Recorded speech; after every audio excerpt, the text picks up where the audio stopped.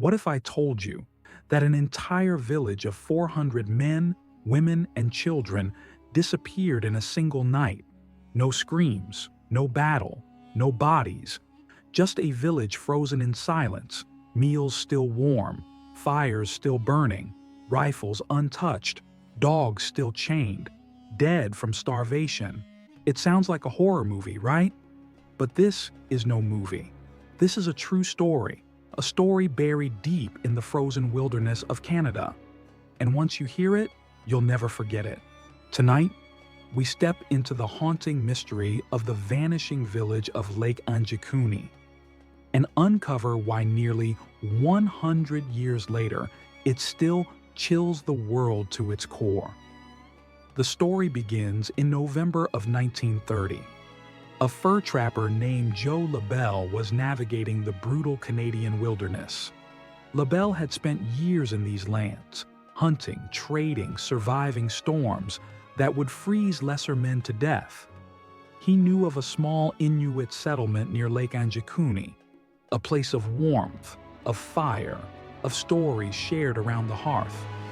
As the snow deepened and night closed in, he made his way toward the village, expecting to be greeted by familiar faces.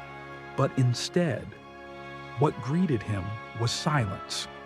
The kind of silence that feels unnatural. The kind of silence that makes your skin crawl. As LaBelle entered the village, the first thing he noticed was the sled dogs. Dozens of them, tied up as always. But this time, every single one was dead.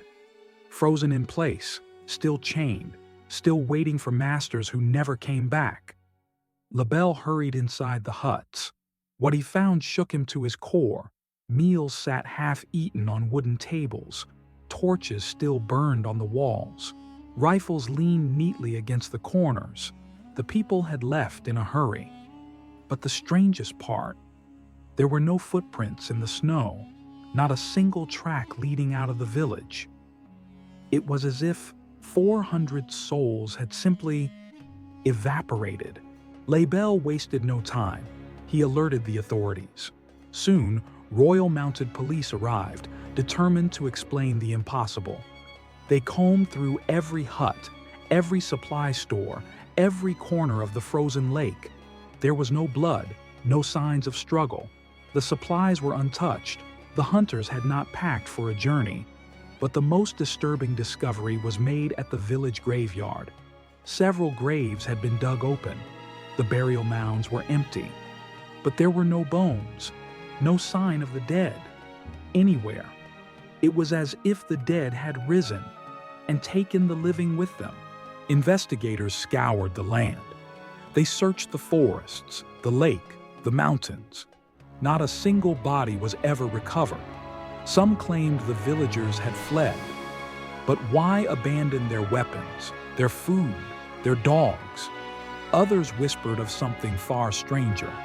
Hunters spoke of lights in the sky, strange moving orbs that hovered silently over the lake, stories of shadows that moved when no one was there. But in the end, there was no answer.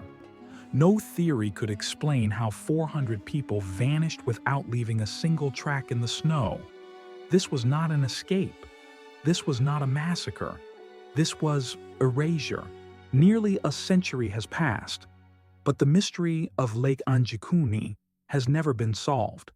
No remains, no survivors, just silence, and the memory of 400 lives that vanished into nothing. To this day, no one knows where they went, and perhaps we were never meant to.